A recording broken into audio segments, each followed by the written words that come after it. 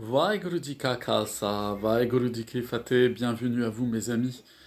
Aujourd'hui, je vais vous entretenir d'un passage particulier dans le Shri Guru Granth Sahib où Guru Arjan Dev Ji Sahib cite Cheikh Farid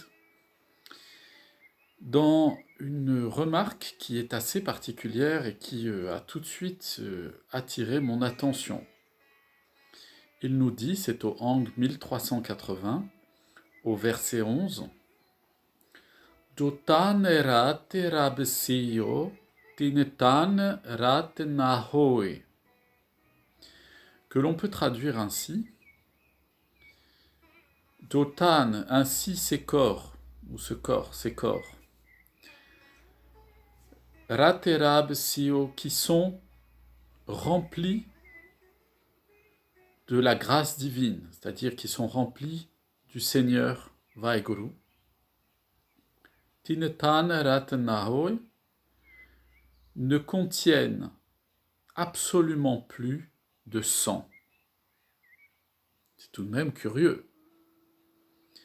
Qu'est-ce que Guru Sahib veut nous dire ici en citant Cheikh Farid? Que veut-il nous enseigner ici de particulier?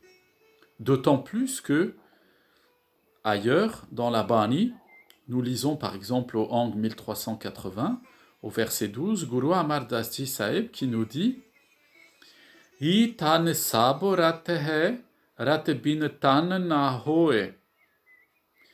Il nous dit que le corps, dans le corps physique, il est entièrement composé de ce sang. Et que sans la présence de ce sang, ce corps physique ne peut pas exister. Alors nous allons essayer de comprendre pourquoi il semblerait que dans la Bani, quand nous lisons à la fois au Ang 1380, voyez, au verset 12, et juste au verset suivant où commence un autre Shabbat, eh bien, Guru Amar Das semblerait dire quelque chose de contraire à ce que dit Guru Arjan Dev Ji Sahib en citant Cheikh Farid. Nous allons voir qu'il n'en est rien. Pour cela, nous allons nous rendre tout de suite au Ang 1380, donc sur le passage du Shabbat concernant Cheikh Farid. Et il faut remonter quelques versets plus haut, où nous lisons la chose suivante. Farid akan musla suf gal dilekati gurevat, que l'on peut traduire ainsi, Farid, sous-entendu Cheikh Farid qui parle, il dit que kan musla suf gal dilekati gurevat, c'est-à-dire que tu peux porter ton habit de prière, ton châle de prière, tu peux le mettre sur tes épaules, et tu peux porter ton vêtement. Soufgal, c'est le vêtement, la robe des soufis. Tes mots sont sucrés, mais il nous dit, Kati Gurvat, mais il y a une épée, un poignard qui se trouve en toi, qui se trouve à l'intérieur de toi-même, dans ta conscience, dans ton cœur. Donc c'est quelque chose de très dur qui est enseigné ici, c'est que en rien, mes amis, les apparences, en rien, elles ne sont la garantie de la réalité spirituelle qui se vit à l'intérieur d'un individu. Alors on parle dans le sens où l'apparence de la piété, l'apparence de la dévotion, de la bhakti, n'est pas le signe véritable d'un état intérieur profond. Autrement dit, il est à chacun de nous, que ce soit dans le cadre religieux ou ailleurs, facile de donner l'apparence de la bonté, l'apparence de la religion, l'apparence de la dévotion, l'apparence de l'humanisme, l'apparence de la bienveillance, alors que ce n'est pas le cas intérieurement. Et ici, Guru Arjan Devji Sahib, en citant Cher Farid, eh bien, attire notre attention sur le fait que, parce qu'on pourrait se dire effectivement, c'est de la comédie, c'est de l'hypocrisie, hein, de donner une apparence et intérieurement d'être autre chose. Mais Guru Sahib va plus loin en citant ici Cher Farid. Il nous dit non, c'est bien plus grave qu'une simple fausse religion ou fausse apparence de piété, de dévotion, de bienveillance, etc. Il dit non, ça crée à l'intérieur du cœur un poignard. C'est-à-dire qu'en fait, ça introduit dans le cœur de celui qui vit dans la duplicité entre ses engagements extérieurs et ce qu'il est fondamentalement en lui, ça crée l'origine d'un meurtre intérieur. C'est-à-dire, il se suicide spirituellement quand il fait ça. Alors évidemment, ici, on pourrait parler des dégâts que ça fait auprès des autres, mais en particulier, ici, Guru Sahib attire notre attention, la Bani attire notre attention sur le fait que c'est un suicide de vivre dans cette dichotomie entre des apparences extérieures qui sont celles de la piété et intérieurement, eh bien, vivre et éprouver tout à fait le contraire.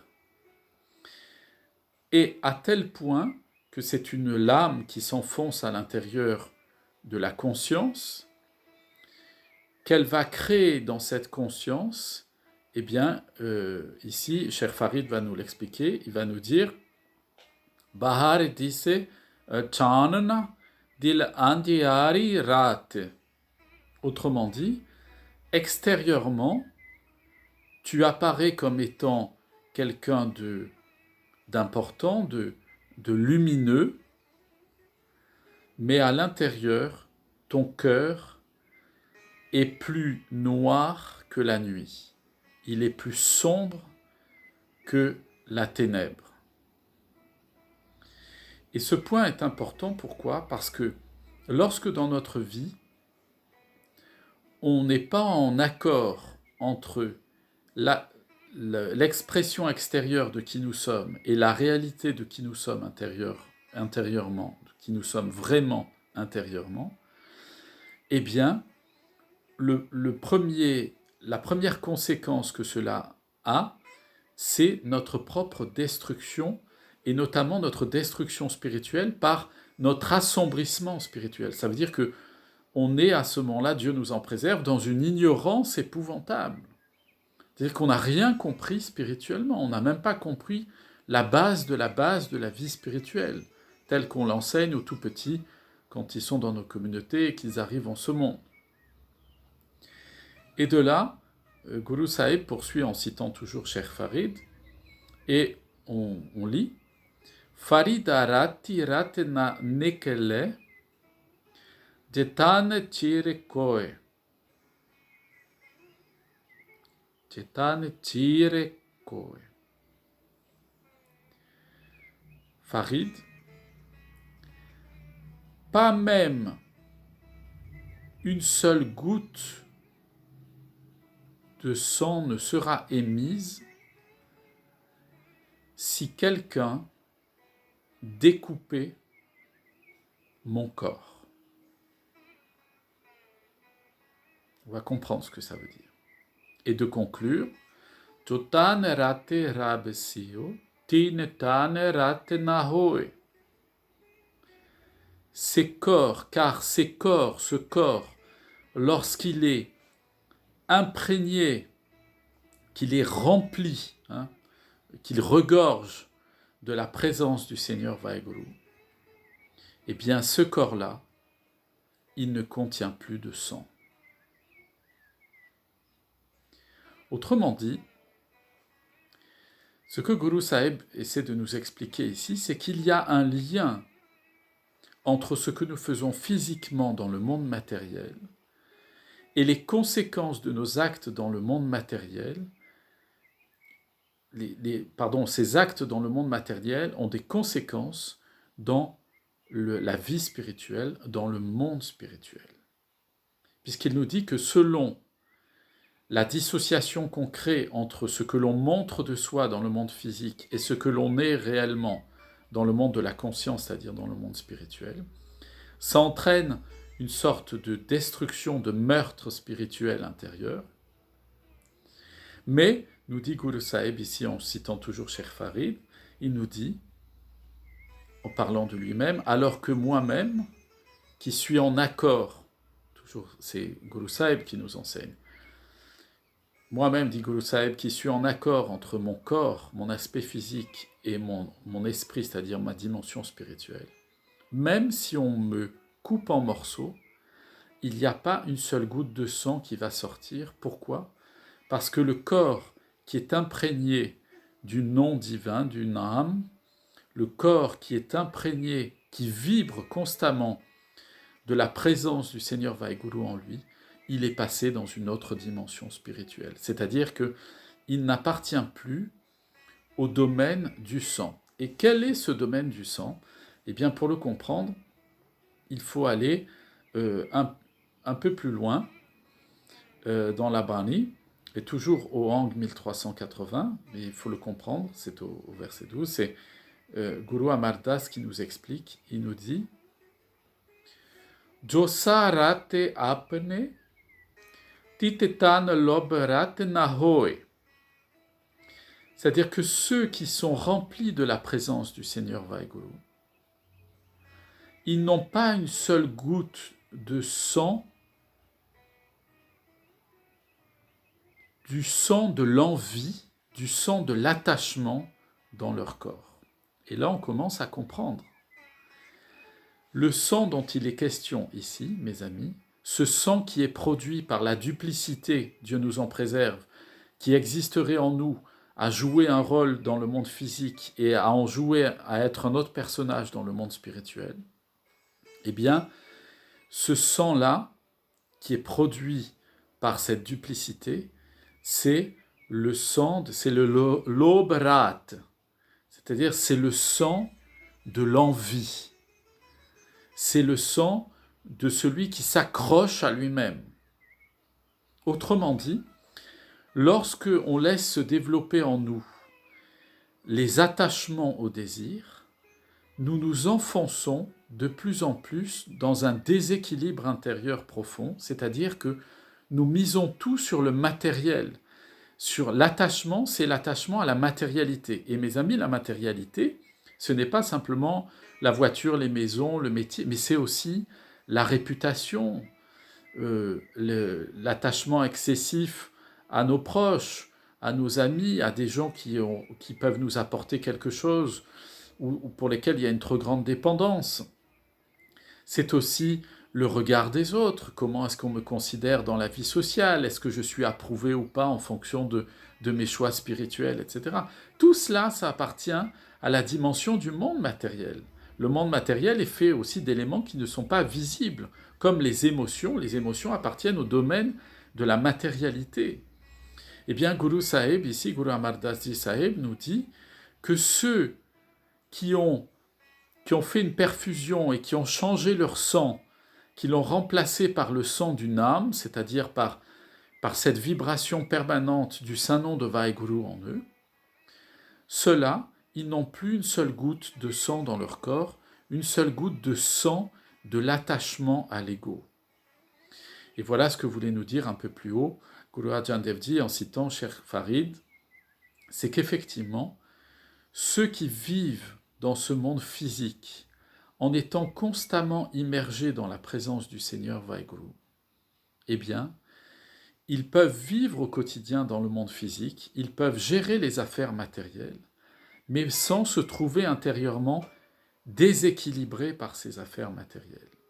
Trop souvent dans la vie spirituelle, moi je vois ça depuis plus d'une vingtaine d'années que j'accompagne des personnes dans leur cheminement spirituel, eh bien trop souvent je vois des personnes qui, dès qu'elles ont une problématique dans le monde matériel, sont complètement perturbées, effondrées, perdues, énervées, emportées par toutes sortes de sentiments, et elles n'arrivent plus à se maîtriser, et un événement, une secousse dans leur vie matérielle, va mettre en péril tout le travail qu'elles ont fait dans la vie spirituelle. Eh bien ça, mes amis, c'est le signe qu'il faut, à un moment donné dans son existence, simplement s'arrêter et se remettre dans le sens profond de la vie, c'est-à-dire se dire quel est le sens profond de mon existence. Qu'est-ce que c'est qui est éternel à l'intérieur de moi? Qu'est-ce qui en moi est l'éternité? Mon corps n'est pas éternel. Mes pensées ne sont pas éternelles. Depuis que je suis enfant, depuis que vous êtes enfant, nos pensées ont changé en permanence. Et elles évoluent, elles changent, elles se modifient. Certaines partent, d'autres reviennent. Certaines partent définitivement, d'autres surgissent comme étant de nouvelles créations dans notre esprit. Donc, ni nos pensées, ni nos émotions, ni notre corps, ni notre mémoire, qui s'en va au fur et à mesure du temps, Dieu nous en préserve, eh bien, rien de tout cela n'est fiable en nous. Qu'y a-t-il, mes amis, de durable en nous? Quel est le seul objet matériel en nous qui soit durable? Eh bien, la seule chose qui soit durable en nous, c'est le prana, c'est-à-dire le principe de la vie, qu'on appelle le souffle aussi. C'est une manière poétique de le dire, mais c'est le principe de la vie qui se trouve en vous. Et donc l'objectif final de notre existence, c'est que cette vie qui est apparue sous notre forme retourne s'immerger à nouveau dans le grand principe général de l'existence. Eh bien, si nous appliquons déjà cela dans notre vie quotidienne, si nous nous branchons à la perfusion du sang divin, du sang de la méditation du Saint-Nom de Vaheguru, alors à ce moment-là, le sang, le lobrat, le sang empoisonné de l'attachement au désir qui se trouve à l'intérieur de nous, va être complètement dialysé, il va être complètement renouvelé et changé, et nous allons, dès cette vie présente, vibrer de la vie, vibrer de la nature divine profonde. Et lorsque le sang en nous est changé, que ce sang de l'attachement à l'ego, au désir manifesté par l'ego, devient le sang divin qui parcourt tout notre être, alors mes amis, notre regard sur la vie change, notre expérience de l'existence change. Pourquoi? Parce que nous n'allons plus contempler ce que nous vivons dans notre existence comme étant quelque chose de séparé du grand principe général que l'on appelle la vie, mais on va comprendre qu'en fait, il n'y a pas de distinction entre ce que l'on vit et ce que vit tout le cosmos et tout l'univers. Autrement dit, qu'il n'y a pas de distinction entre l'origine de tout ce qui est, c'est-à-dire le Seigneur Vaheguru, et nous-mêmes. Et c'est vraiment cela le travail auquel nous invitent nos maîtres de mémoire bénis, c'est de nous laisser transfuser, de nous laisser renouveler au niveau de notre sang, d'abandonner en nous ce sang de l'attachement au désir, pour nous laisser remplir de ce sang vivifiant et bienfaisant, qui nous donne la vie, et bienveillant d'ailleurs, qui nous donne la vie et qui nous permet de ne plus porter notre vie comme étant un ensemble de choses qui viennent frustrer en permanence et se heurter contre notre volonté et nos désirs, mais en nous abandonnant pleinement à ce divin médecin qui est le Seigneur Vaheguru lui-même, capable de distiller en nous eh bien, ce sang neuf, ce sang de la vie éternelle, ce sang qui fait que nous allons nous mettre à vibrer en harmonie avec l'ensemble des créatures qui ont été créées. Non plus en nous sentant séparés de la création du Seigneur Vaheguru, mais en expérimentant cette unité profonde qu'il existe parmi toutes les créatures.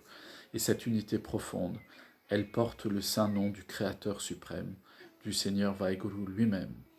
Et donc, ainsi nous comprenons pourquoi Guru Amar Das Ji Sahib nous dit, toujours au Hang 1380, « Itane sabo rate hai, rate bin tane na hoe » Ce corps est rempli de sang, mais sans le sang de la vie divine, il ne peut pas exister. Autrement dit, le fondement de la vie spirituelle et de l'apaisement en nous des agitations et des souffrances, ça commence simplement par l'expérience que nous faisons à l'intérieur de nous-mêmes, de cette présence, de cette vie qui ne vient pas de notre volonté, mais qui surgit en nous comme une source abondante qui nous permet de traverser à la fois toutes les épreuves de l'existence, mais également de voir ce monde comme un immense trésor devant lequel nos yeux n'ont plus qu'à s'émerveiller en chantant les louanges du Seigneur suprême. Je vous souhaite à toutes et à tous une excellente journée, plein de bénédictions sur vous, vos familles, vos amis, vos voisins et tous ceux que vous aimez. Je vous dis à très bientôt. Vaheguru Ji Ka Khalsa, Vaheguru Ji Ki Fateh.